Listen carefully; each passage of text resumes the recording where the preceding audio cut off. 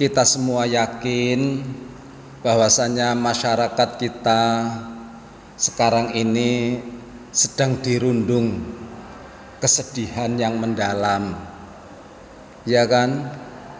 Seiring dengan adanya COVID-19 yang belum ada kejelasan kapan garis finishnya. Jadi sekarang ini kita sedang mengalami kegelisahan lah begitu. Siapa sih orang yang tidak susah kalau ditinggal oleh keluarganya? Siapa sih yang tidak susah kalau sekarang harus kehilangan pekerjaan? Siapa sih yang tidak susah kalau sekarang harus menerima penurunan pemasukan?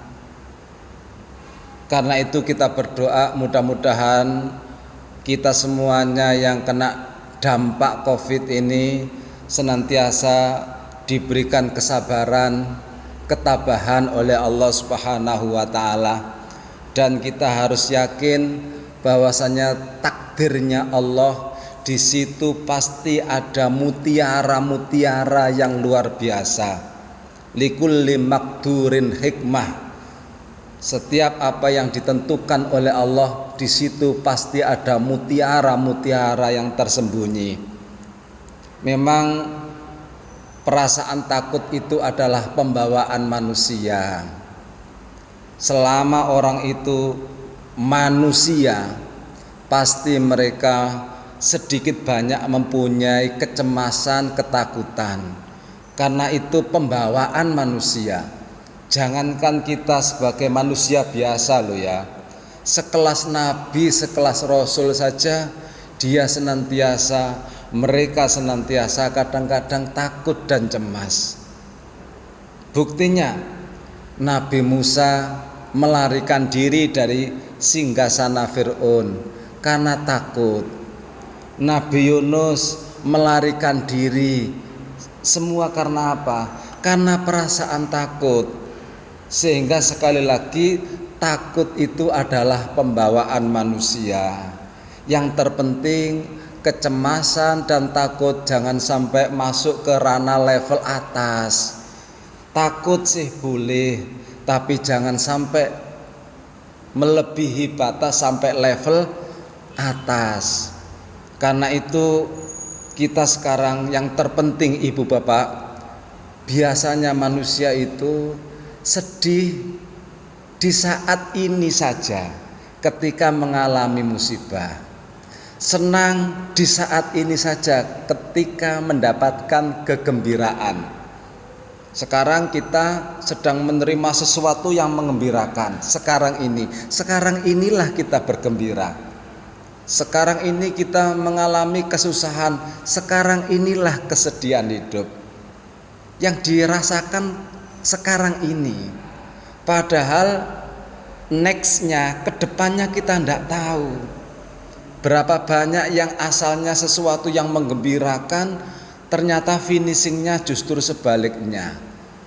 Berapa banyak yang sekarang ini mendapatkan sesuatu yang tidak menyenangkan, justru kadang-kadang finishingnya membahagiakan kita. Inilah karena itu kita mencoba untuk belajar dan belajar memahami cara Allah menentukan seseorang naik pangkat, memahami cara Allah mengangkat seseorang. Tidak ada lain, oleh Allah diuji, dicoba, diuji dan dicoba. Paham ya? Seandainya Allah mengangkat orang itu kun fayakun bisa. Allah memberikan sesuatu yang gembira sekejap mata, Allah tidak sulit.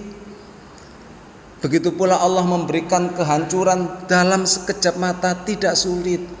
Tetapi oleh Allah rata-rata singgasana kedegdayaan seseorang itu, baik nabi ataupun manusia, harus melalui romantika kehidupan.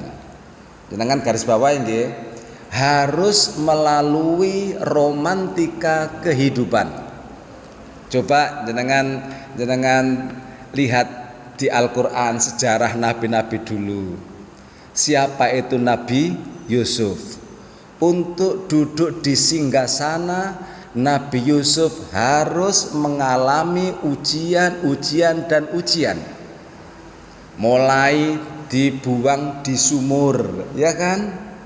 Mulai dijual di pasar budak, mulai jadi pembantu di sana, dirayu sang ratu, kemudian dimasukkan penjara dan seterusnya. Setelah itu baru memetik buahnya kesabaran.